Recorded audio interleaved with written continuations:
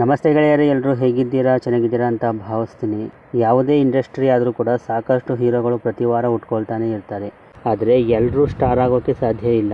ಈಗಿನ ಮಟ್ಟಿಗೆ ಯೋಚನೆ ಮಾಡೋದಾದರೆ ಒಬ್ಬ ಹೊಸ ಹೀರೋ ಚಿತ್ರರಂಗದಲ್ಲಿ ಗಟ್ಟಿಯಾಗಿ ನೆಲೆಯೂರಲು ಕೂಡ ಆಗ್ತಾ ಇಲ್ಲ. ಅಂಥದ್ರಲ್ಲಿ ಒಳ್ಳೊಳ್ಳೆ ಸಿನಿಮಾಗಳನ್ನು ಮಾಡಿ ಪ್ರೇಕ್ಷಕರನ್ನ ಥಿಯೇಟರ್ಗೆ ಕರೆಸ್ಕೊಂಡು ಕೋಟ್ಯಾಂತರ ಅಭಿಮಾನಿಗಳನ್ನು ಸಂಪಾದನೆ ಮಾಡಿಕೊಳ್ಳೋದು ಅಂದರೆ ಸಾಮಾನ್ಯವಾದ ಮಾತಂತೂ ಅಲ್ವೇ ಅಲ್ಲ. ಈ ಥರದ ಜನಗಳ ಪ್ರೀತಿ ಎಲ್ರಿಗೂ ಸಿಗಲ್ಲ. ಈ ಸಾಧನೆ ಮಾಡಿದಂತಹ ನಟರುಗಳನ್ನು ಪಟ್ಟಿ ಮಾಡಿದ್ರೆ 9 ದಶಕಗಳ ಇತಿಹಾಸ ಇರುವ ನಮ್ಮ ಕನ್ನಡ ಚಿತ್ರರಂಗದಲ್ಲಿ ಸಾಕಷ್ಟು ಹೀರೋಗಳು ಸಿಗ್ತಾ ಹೋಗ್ತಾರೆ. ಡಾಕ್ಟರ್ ರಾಜ್ಕುಮಾರ್ ಅವರಿಂದ ಹಿಡಿದು ರಾಕಿಂಗ್ ಸ್ಟಾರ್ ಎಸ್ ಅವರ ತನಕ ದಿನವೆಲ್ಲ ಮಾತಾಡಬಹುದು. ಅದರಲ್ಲೂ 2000 ಪೀರಿಯಡಲ್ಲಿ ಎಸ್ಟಾಬ್ಲಿಷ್ ಆದ ಹೀರೋಗಳು ಯಾವ ಥರ ಸಿನಿಮಾಗಳನ್ನು ಮಾಡಿದ್ರು, ಸಿನಿಮಾದಿಂದ ಸಿನಿಮಾಗೆ ಯಾವ ಥರ ಅಭಿಮಾನಿಗಳು ಹುಟ್ಕೊಂಡ್ರು, ಇವ್ರ ಸಿನಿಮಾ ರಿಲೀಸ್ ಆದರೆ ಮೊದಲ ದಿನ ಯಾವ ಥರ ಥಿಯೇಟರ್ನಲ್ಲಿ ರೆಸ್ಪಾನ್ಸ್ ಸಿಗ್ತಾ ಇತ್ತು, ಹಾಗೆ ಯಾವ ನಟರಿಗೆ ಅಭಿಮಾನಿಗಳು ಜಾಸ್ತಿ ಅನ್ನೋದನ್ನು ಈ ವಿಡಿಯೋದಲ್ಲಿ ನೋಡೋಣ. ಸೊ ವಿಡಿಯೋವನ್ನು ಕೊನೆ ತನಕ ನೋಡಿ. 2000 ಪೀರಿಯಡ್ನಲ್ಲಿ ಸಾಕಷ್ಟು ಹೀರೋಗಳು ಇಂಡಸ್ಟ್ರಿಗೆ ಬಂದರು. ಅದರಲ್ಲಿ ಗಟ್ಟಿಯಾಗಿ ನೆಲೆಯೂರಿದ್ದು ಅಂದರೆ ಕಿಚ್ಚ ಸುದೀಪ್, ಪುನೀತ್ ರಾಜ್ಕುಮಾರ್, ದರ್ಶನ್ ಹಾಗೆ ಗೋಲ್ಡನ್ ಸ್ಟಾರ್ ಗಣೇಶ್ ಅವರು. ಚಾಲೆಂಜಿಂಗ್ ಸ್ಟಾರ್ ದರ್ಶನ್ ಇವರು ತೂಗುದೀಪ್ ಶ್ರೀನಿವಾಸ್ ರವರ ಮಗ ಆದರೂ ಕೂಡ ಇವರ ಚಿತ್ರರಂಗದ ಪ್ರವೇಶದ ದಾರಿ ಸುಗಮ ಏನಾಗಿರಲಿಲ್ಲ. ಸೈಡ್ ರೋಲ್ಗಳಲ್ಲಿ ಕಾಣಿಸ್ಕೊಂಡು ಲೈಟ್ ಬಾಯ್ ಆಗಿ ಕೆಲಸ ಮಾಡಿ ತುಂಬ ಕಷ್ಟಪಟ್ಟು ಸಿನಿಮಾ ಇಂಡಸ್ಟ್ರಿಗೆ ಕಾಲಿಟ್ಟರು. 2002ರಲ್ಲಿ ಮೆಜೆಸ್ಟಿಕ್ ಅನ್ನೋ ಸಿನಿಮಾದಿಂದ ಪೂರ್ಣ ಪ್ರಮಾಣದ ನಾಯಕನಾಗಿ ಇವರ ಚಿತ್ರರಂಗದ ಪ್ರವೇಶ ಆಗುತ್ತೆ. ಮೊದಲ ಸಿನಿಮಾನೇ 100 ದಿನ ಪ್ರದರ್ಶನ ಕಂಡು ಸೂಪರ್ ಹಿಟ್ ಆಗುತ್ತೆ. ತೂಗುದೀಪ್ ಶ್ರೀನಿವಾಸ್ ರವರ ಮಗ ಹೀರೋ ಆಗೋದ ಅಂತ ಮಾತುಗಳು ಗಾಂಧಿನಗರದಲ್ಲಿ ಕೇಳಿ ಬರುತ್ತೆ. ನಂತರ ಪ್ರೇಮ್ ನಿರ್ದೇಶನದಲ್ಲಿ ಕರಿಯಾ ಅಂತ ಒಂದು ಸಿನಿಮಾ ಮಾಡ್ತಾರೆ. ಇವೆರಡು ಸಿನಿಮಾ ಕೂಡ ಅಂಡರ್ವರ್ಲ್ಡ್ ಸಬ್ಜೆಕ್ಟೇ. ಕರಿಯಾ ಮೊದಲ ಬಾರಿಗೆ ರಿಲೀಸ್ ಆದಾಗ ಅಷ್ಟೇನು ಯಶಸ್ಸು ಕಂಡಿರಲ್ಲ. ಅವರೇಜ್ 50 ದಿನಗಳ ಪ್ರದರ್ಶನ ಕಂಡು ಥಿಯೇಟರ್ಗಳಿಂದ ವಾಸೌಟ್ ಆಗಿರುತ್ತೆ. ಆದರೆ ಅದೇ ವರ್ಷ ಅಂದರೆ 2003ರಲ್ಲಿ ಈ ಸಿನಿಮಾನ ಮತ್ತೊಂದು ಸಾರಿ ರಿಲೀಸ್ ಮಾಡ್ತಾರೆ.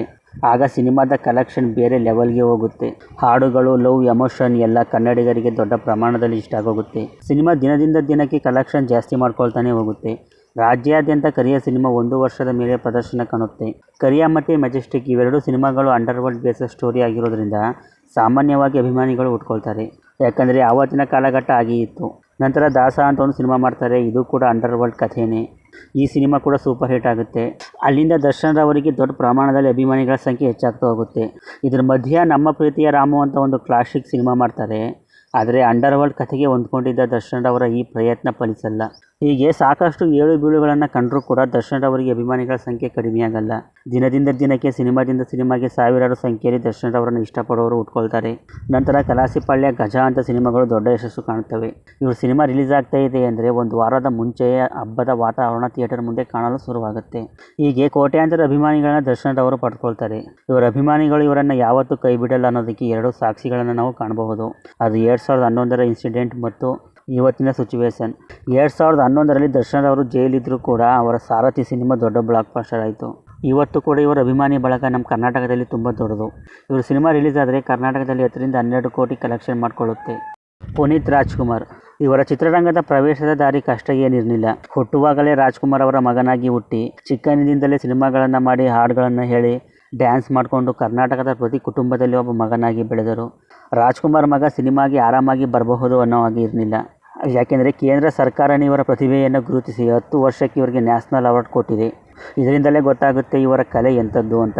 6 ತಿಂಗಳ ಮಗು ಇದ್ದಾಗಲೇ ಇವರು ತಮ್ಮ ಸಿನಿ ಜರ್ನಿಯನ್ನು ಪ್ರಾರಂಭಿಸಿದರು. ಸುಮಾರು 14 ಸಿನಿಮಾಗಳಲ್ಲಿ ಚೈಲ್ಡ್ ಆಕ್ಟರ್ ಆಗಿ ಕೆಲಸ ಮಾಡಿ, ನಾನು ಆಗಲೇ ಹೇಳಿದಾಗೆ ಬೆಟ್ಟದವು ಸಿನಿಮಾದ ರಾಮು ಪಾತ್ರಕ್ಕೆ ನ್ಯಾಷನಲ್ ಅವಾರ್ಡ್ ಕೂಡ ಪಡ್ಕೊಳ್ತಾರೆ. 1989ರಲ್ಲಿ ಪರಶುರಾಮ್ ಆದ ನಂತರ ಇವರು ಸಿನಿಮಾಗಳನ್ನು ಮಾಡಲ್ಲ.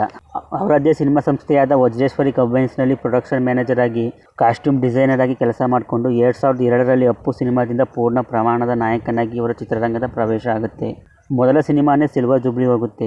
ಬಾಕ್ಸ್ ಆಫೀಸ್ನಲ್ಲಿ ಆ ಕಾಲಕ್ಕೆ 30 ಕೋಟಿ ಮಾಡುತ್ತೆ.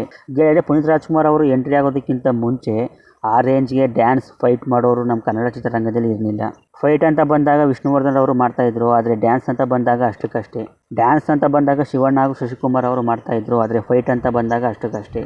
ಆದರೆ ಪುನೀತ್ ರಾಜ್ಕುಮಾರ್ ಅವರು ಇವೆರಡನ್ನು ಕರಗತ ಮಾಡ್ಕೊಂಡಿದ್ರು. ಹಾಗಾಗಿ ಇವರ ಮೊದಲ ಸಿನಿಮಾದಿಂದಲೇ ಇವರಿಗೆ ಅಭಿಮಾನಿಗಳು ಹುಟ್ಕೊಳ್ತಾರೆ. ನಂತರ ಅಭಿ ಅಂತ ಒಂದು ಸಿನಿಮಾ ಮಾಡ್ತಾರೆ. ಇದು ಕೂಡ ಯೂತ್ ಕಂಟೆಂಟೇ. ಈ ಸಿನಿಮಾ ಕೂಡ ಸೂಪರ್ ಹಿಟ್ ಆಗುತ್ತೆ. ನಂತರ ವೀರ ಕನ್ನಡಿಗ, ಮೌರ್ಯ ಅಂತ ಸಿನಿಮಾಗಳನ್ನು ಮಾಡಿ, ನಾನು ಬರೀ ಕಾಲೇಜ್ ಸ್ಟೋರಿ, ಲವ್ ಸ್ಟೋರಿ ಮಾತ್ರ ಮಾಡಲ್ಲ, ಆಕ್ಷನ್ ಸಿನಿಮಾಗಳನ್ನು ಕೂಡ ಮಾಡ್ತೀನಿ ಅಂತ ತೋರಿಸ್ಕೊಟ್ರು. ಮತ್ತು ಆಕಾಶ್ ಅನ್ನೋ ಸಿನಿಮಾ ಸಿಲ್ವರ್ ಜೂಬ್ಲಿ ಹೋಗುತ್ತೆ.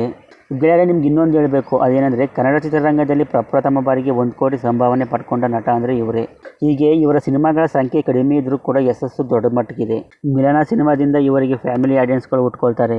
ನಂತರ ಹುಡುಗರು, ಜಾಕಿ, ಪರಮಾತ್ಮ ಎಲ್ಲ ಸಿನಿಮಾಗಳು ಕೂಡ ದೊಡ್ಡ ಮಟ್ಟದಲ್ಲಿ ರೀಚ್ ಆಗ್ತವೆ. ಕನ್ನಡದ ಮೈಕಲ್ ಜಾಕ್ಸನ್ ಅಂತ ಇವರು ಕರೆಸ್ಕೊಳ್ತಾರೆ. ಹೀಗೆ ರಾಜ್ಕುಮಾರ್ ಮಗ ಮತ್ತು ಶಿವರಾಜ್ ಕುಮಾರ್ ತಮ್ಮ ಅನ್ನೋದನ್ನು ಬಿಟ್ಟು ಇವರದ್ದೇ ಆದ ಅಭಿಮಾನಿಗಳ ಬಳಗ ದೊಡ್ಡ ಮಟ್ಟದಲ್ಲಿ ನಮ್ಮ ಕರ್ನಾಟಕದಲ್ಲಿ ಹುಟ್ಕೊಳ್ಳುತ್ತೆ. ಇವರ ಸಿನಿಮಾ ರಿಲೀಸ್ ಆದರೆ ಥಿಯೇಟರ್ ಮದುವೆ ಮಂಟಪದಂತೆ ರೆಡಿಯಾಗಲು ಶುರುವಾಗುತ್ತೆ. ಹಾಗೆ ಸೆಲೆಬ್ರೇಷನ್ ಕೂಡ ಮುಗಿಲು ಮುಟ್ಟುತ್ತೆ. ನಂತರ ದೊಡ್ಡ ಮನೆ ಹುಡುಗ, ರಾಜ್ಕುಮಾರ್ ಅಂತ ಸಿನಿಮಾಗಳು ಬಾಕ್ಸ್ ಆಫೀಸ್ನ ಉಳಿಸ್ ಮಾಡ್ತವೆ. ಅದರಲ್ಲೂ ರಾಜ್ಕುಮಾರ ಸಿನಿಮಾ 75 ಕೋಟಿ ಬಾಕ್ಸ್ ಆಫೀಸ್ ಕಲೆಕ್ಷನ್ ಮಾಡಿ ಇಂಡಸ್ಟ್ರಿ ಹಿಟ್ ಆಗುತ್ತೆ. ಇವ್ರ ಸಿನಿಮಾ ಅಂದರೆ ಮೊದಲ ದಿನಾನೇ ಫ್ಯಾಮಿಲಿ ಆಡಿಯನ್ಸ್ಗಳು ಥಿಯೇಟರ್ಗೆ ಬರ್ತಾಯಿದ್ರು. ಇವರು ಮಾಡಿರೋದು ಕಡಿಮೆ ಸಿನಿಮಾ ಆದರೂ ಕೂಡ ಇವರ ಸಕ್ಸಸ್ ರೇಟ್ಸ್ ಜಾಸ್ತಿ ಇದೆ. ಇವರ ಸಿನಿಮಾ ಲೀಸ್ಟ್ನಲ್ಲಿ ನಿನ್ನಿಂದಲೇ ಒಂದೇ ಫ್ಲಾಪ್ ಆಗಿರೋದು. ಇನ್ನೆಲ್ಲ ಸಿನಿಮಾಗಳು ಆವರೇಜ್ ಹಿಟ್ ಆದರೂ ಆಗಿರ್ತವೆ. ಆದರೆ ಈಗ ಇವರು ನಮ್ಮ ಜೊತೆ ಇಲ್ಲ ಅನ್ನೋದೇ ಕರಗಿಸಿಕೊಳ್ಳಲಾಗದಂತಹ ನೋವು. ಕಿಚ್ಚ ಸುದೀಪ್ ಅವರು ಪ್ರತ್ಯರ್ಥ ಅಂತ ಈ ಹಿಂದೆ ಒಂದು ಸಿನಿಮಾವನ್ನು ಮಾಡಿರ್ತಾರೆ. ಆದರೆ ಅದರಿಂದ ಯಾವುದೇ ಥರದ ಹೆಸರಾಗಲಿ ಕೀರ್ತಿನೇ ಆಗಲಿ ಸುದೀಪ್ ಅವರಿಗೆ ಸಿಕ್ಕಿರಲ್ಲ. ನಂತರ 2000 ಇಸವಿಯಲ್ಲಿ ಸ್ಪರ್ಶ ಅಂತ ಒಂದು ಸಿನಿಮಾ ಮಾಡ್ತಾರೆ.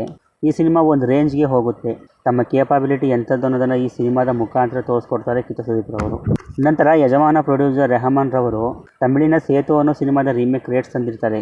ಅದಕ್ಕೆ ಹೀರೋ ಹುಡ್ಕಾಡಬೇಕಾದ್ರೆ ಒಂದಿನ ಸ್ಪರ್ಶ ಸಿನಿಮಾನ ಟಿವಿಯಲ್ಲಿ ನೋಡಿ ರೆಹಮಾನ್ ರವರ ಮಗಳು ಇವರನ್ನೇ ಹೀರೋ ಆಗಿ ಹಾಕೊಳ್ಳಿ ಅಂತ ಹೇಳ್ತಾರೆ. ಆಗ ಹುಚ್ಚ ಸಿನಿಮಾಗೆ ಸುದೀಪ್ ರವರು ಸೆಲೆಕ್ಟ್ ಆಗ್ತಾರೆ. ಸೇತು ರೀಮೇಕ್ ಈ ಹೊಸ ಹೀರೋ ಮಾಡ್ತಾನ, ಹಾಗೆ ಹೀಗೆ ಅಂತ ಚಿತ್ರರಂಗದಲ್ಲಿ ಮಾತುಗಳು ಕೇಳಿ ಬರ್ತವೆ. ಇವೆಲ್ಲದರ ನಡುವೆ ಸಿನಿಮಾ ಕಂಪ್ಲೀಟ್ ಆಗಿ ತೆರೆಗೆ ಬರುತ್ತೆ. ಗಾಂಧಿನಗರದಲ್ಲಿ ಮೇನಕ ಚಿತ್ರಮಂದಿರದಲ್ಲಿ ಈ ಸಿನಿಮಾನ ರಿಲೀಸ್ ಮಾಡ್ತಾರೆ. ಅದು 2 ವಾರ ಅಷ್ಟೇ ನಾವು ಥಿಯೇಟರ್ ಕೊಡೋದು ಅಂತ ಅಗ್ರಿಮೆಂಟ್ ಮಾಡ್ಕೊಂಡಿರ್ತಾರೆ ಥಿಯೇಟರ್ನವರು. ಹೀಗೆ ಸಂಕಷ್ಟದಲ್ಲೇ ಸಿನಿಮಾವನ್ನು ರಿಲೀಸ್ ಮಾಡ್ತಾರೆ. ಮುಂದೆ ನಡೆದಿದ್ದೆಲ್ಲ ಇತಿಹಾಸನೇ ಬಿಡಿ. ಸುದೀಪ್ ರವರ ಆ್ಯಕ್ಟಿಂಗ್ ತಮಿಳಿನ ವಿಕ್ರಮ್ ರವರನ್ನ ಡಾಮಿನೇಟ್ ಮಾಡಿರುತ್ತೆ. ಸಿನಿಮಾ ಕೂಡ ತುಂಬ ಚೆನ್ನಾಗಿ ಮೂಡ್ ಬಂದಿರುತ್ತೆ. ರಾಜ್ಯಾದ್ಯಂತ 25 ವಾರಗಳ ಭರ್ಜರಿ ಪ್ರದರ್ಶನ ಕಂಡು ದೊಡ್ಡ ಬ್ಲಾಕ್ ಬಸ್ಟರ್ ಆಗುತ್ತೆ. ಈ ಸಿನಿಮಾದಿಂದ ಇಂಡಸ್ಟ್ರಿಯಲ್ಲಿ ಒಂದು ಸ್ಟೇಬಲ್ ತಗೊಳ್ತಾರೆ ಕಿಚ್ಚ ಸುದೀಪ್ ರವರು. ನಂತರ ವಾಲಿ, ಕಿಚ್ಚ, ನಂದಿ ಅಂತ ಸಿನಿಮಾಗಳನ್ನು ಮಾಡಿ ಇಂಪ್ರೆಸ್ ಮಾಡ್ತಾರೆ. ಆಗ ಸುದೀಪ್ ರವರಿಗೆ ಅಭಿಮಾನಿಗಳು ಹೆಚ್ಚಾಗ್ತಾ ಹೋಗ್ತಾರೆ. ಮುಸ್ಸಂಜೆ ಮತ್ತು ಗೂಳಿ ಅಂತ ಬ್ಲಾಕ್ ಬಸ್ಟರ್ ಸಿನಿಮಾಗಳನ್ನು ಕೊಟ್ಟು ದೊಡ್ಡ ಸ್ಟಾರ್ ಆಗ್ತಾರೆ. ಇವರಿಗೆ ಕಂಪ್ಲೀಟ್ ಆಗಿ ಬ್ರೇಕ್ ಸಿಕ್ಕಿದ್ದು ಅತಿ ಹೆಚ್ಚು ಅಭಿಮಾನಿಗಳನ್ನ ತಂದುಕೊಟ್ಟಿದ್ದ ಸಿನಿಮಾ ಅಂದರೆ ಅದು ವೀರ ಮದಕರಿ. ಇದು ತೆಲುಗಿನ ವಿಕ್ರಮ್ ರಾಥ್ಕೋಡ್ ಅನ್ನೋ ಸಿನಿಮಾದ ರೀಮೇಕ್ ಆಗಿರುತ್ತೆ. ಈ ಸಿನಿಮಾದ ರೀಮೇಕ್ ರೇಟ್ಸ್ ತಗೊಂಡು ಸ್ವತಃ ಕಿಚ್ಚ ಸುದೀಪ್ ರವರ ನಿರ್ದೇಶನ ಮಾಡಿ 2009ರಲ್ಲಿ ಸಿನಿಮಾವನ್ನು ರಿಲೀಸ್ ಮಾಡ್ತಾರೆ. ಸುದೀಪ್ ರವರ ಪರ್ಫಾರ್ಮೆನ್ಸ್, ಡೈಲಾಗ್ ಗೆಲ್ಲುವವರಿಗೆ ಪ್ರೇಕ್ಷಕರು ಫಿದಾ ಆಗ್ತಾರೆ. ನಿಧಾನವಾಗಿ ಚಿತ್ರಮಂದಿರ ತುಂಬಲು ಶುರುವಾಗುತ್ತೆ. ತೆಲುಗುನಲ್ಲಿ ರಾಜಮೌಳಿ ಡೈರೆಕ್ಷನ್ ಹಾಗೂ ರವಿತೇಜ ಅವರ ಪರ್ಫಾರ್ಮೆನ್ಸನ್ನು ಮೆಚ್ಕೊಂಡಿದ್ದ ಕನ್ನಡಿಗರಿಗೆ ಇಲ್ಲಿ ಸುದೀಪ್ ರವರು ಒಂಚೂರು ನಿರಾಶೆ ಮಾಡಿರಲ್ಲ. ಆ ಟೈಮಲ್ಲಿ ಸುದೀಪ್ ರವರ ಪರ್ಸ್ನಾಲಿಟಿ ಹೇಗಿತ್ತು ಅಂತ ನೀವು ನೋಡಿ ಇರ್ತೀರಾ. ಆದರೂ ಕೂಡ ಅವರ ಪರ್ಸ್ನಾಲಿಟಿನ ಸೈಡಲ್ಲಿ ಇಟ್ಟು ಅವರ ಪ್ರತಿಭೆಗೆ ಜನ ಜೈಕಾರಾಗ್ತಾರೆ.